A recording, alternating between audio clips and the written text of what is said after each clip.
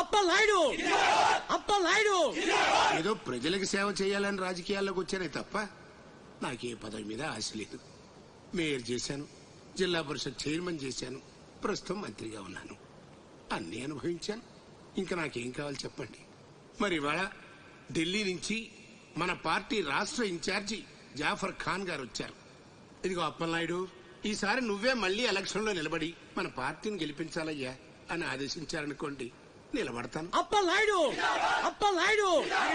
కాదు, ఈసారి బాజీరావు లాంటి కొత్త వాళ్ళకి ఛాన్స్ ఇస్తామని శాసించారనుకోండి, దానికి నా ఫుల్ సపోర్టు ఇస్తా. పార్టీ అధిష్టాన నిర్ణయానికి కట్టుబడి ఉంటా. ఎంతకంటే ఏంటండి మీరు మాట్లాడేది?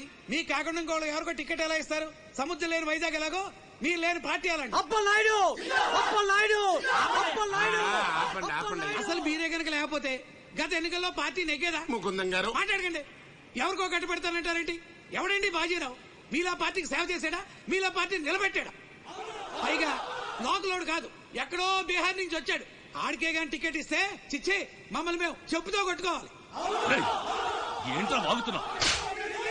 అయ్యో అదేంటే బాజీరావు, ఆయన పెద్ద మనిషి ఆ విషయంలో అనేశాడు. ఆయన కాదయ్యా, అదే మాట నేను అంటాను. కొట్టేస్తా. నువ్వైతే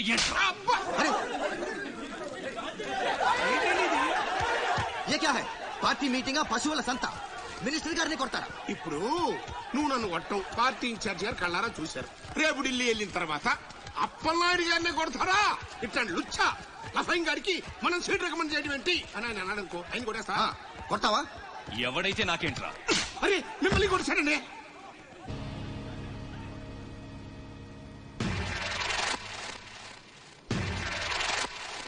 రౌడీజన్ రాజకీయం ఒక్కటి కాదురా రే.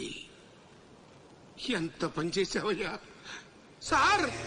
సార్ ఏదో కుర్రాడు, ఉడుకు రక్తం, ఆవేశంలో అక్కడ పీకాడు. మనసులో పెట్టుకోకండి సార్. అరే చూప్, యా కేరయ్యా, వాడు కొడితే నేను పడి ఉండాలా? చూపిస్తాను నా తడాక. పార్టీ టికెటే కాదు, పార్టీ జెండా కూడా పట్టుకునేవాడు. ఖతం, నీ లైఫే ఖతం. ఢిల్లీలో తొక్కేనంటే వైజాగ్ లో కూరుకుపోతాం.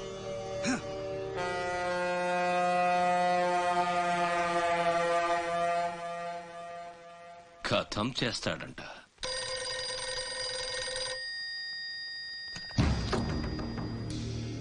भैया मैं बाजीराव बात कर रहा हूँ.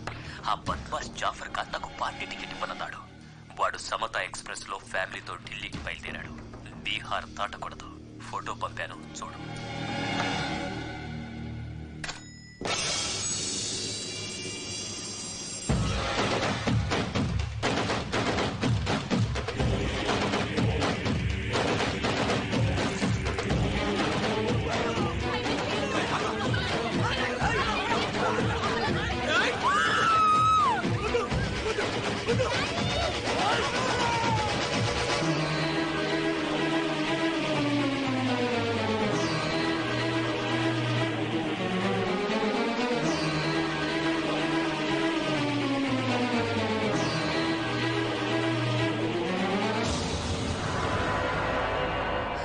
ప్రింట్ తప్పు.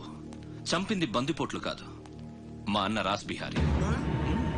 ఫోటోలు తీసుకుని పేపర్లో వేసుకోనరా పోజిస్తాను అన్నాడు. పంచెలు తడిపేసుకుని ప్రెస్ వాళ్ళు ప్రింట్ మార్చేశారు. మినిస్టర్ సాబ్, నువ్వన్నదే రైట్. రాజకీయం రౌడీజం ఒక్కటి కాదు.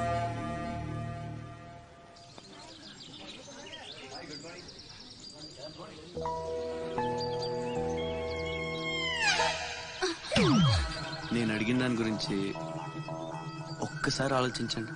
కావాలంటే డబ్బులు ముందే ఇచ్చేస్తాను.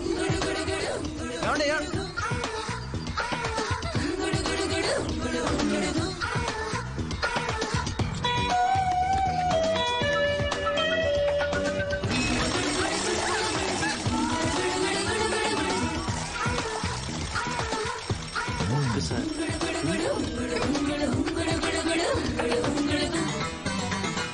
నీలు బాయ్. ఓకే, కలెక్టర్ ఆఫీస్ కి పోనీ.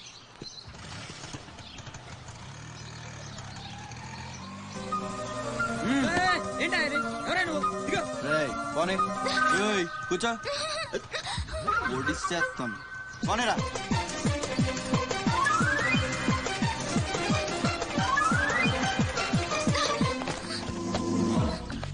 చెప్పు, పిచ్చాళ్ళని వెనకాల పడి బతిమాలుకుంటున్నాను అంత చులకనైపోయాను నీకు?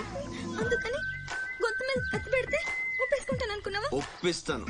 పని అయ్యేంత వరకు నిన్ను వదిలేసే సమస్య లేదు. ఏ ఆడపిల్ల ఇలాంటి పనికి ఒప్పుకోదు. చా, ఇలాంటి ఛాన్స్ దొరికితే వద్దనే వాళ్ళు నేను ఇంతవరకు చూడలేదు.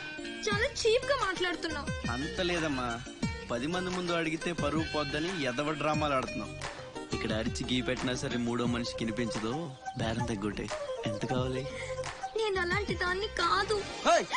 పోనీ డబ్బులు తీసుకోకుండా చెయ్యి. కొంచెం కోఆపరేట్ చేయి. నువ్వు తలుచుకుంటే 5 నిమిషాల్లో అయిపోద్ది. నా బాధ అర్థం చేసుకో. పోనీ రేపు చేస్తావా? రేపా? అన్నిటికీ నోరు తెరుస్తావేంటి? పోనీ ఎల్లుండి చెయ్యి. ఎల్లుండా? 12 సంవత్సరాల నుంచి మీ ఆఫీస్ చుట్టూ పిచ్చి కుక్కలా తిప్పారు, ఒక్కడు పనిచేయడే. పోనీ ఆడపిల్ల నువ్వన్నా నా బాధ అర్థం చేసుకుంటావంటే 15 రోజులైంది అప్లికేషన్ ఇచ్చి, అసలు పట్టించుకోవే. అది నువ్విచ్చింది అప్లికేషనా? అంటే అసలు చూడలేదా? సారీ, ఎంత కావాలని అడుగుతుంటే లంచం అనుకోలేదు. మరేమనుకున్నావు? ఇంకేదో అనుకున్నాలే. అప్లికేషన్ ఏముంది? వారం రోజుల నుంచి మీ అప్లికేషన్ పని మీదే ఉన్నాం. కూర్చోండి. శ్రీలంక నుండి ఇక్కడికి వచ్చిన జనంలో రాజలక్ష్మి అన్న పేరున్న వాళ్ళు చాలా మంది ఉన్నారు. అదే పెద్ద ప్రాబ్లం అయింది. అన్ని కలెక్టర్ ఆఫీసుల నుంచి ఆ పేరున్న వాళ్ళందరి వివరాలు రప్పించాను. ఇందులో మీ అమ్మగారు ఎవరు చూడు.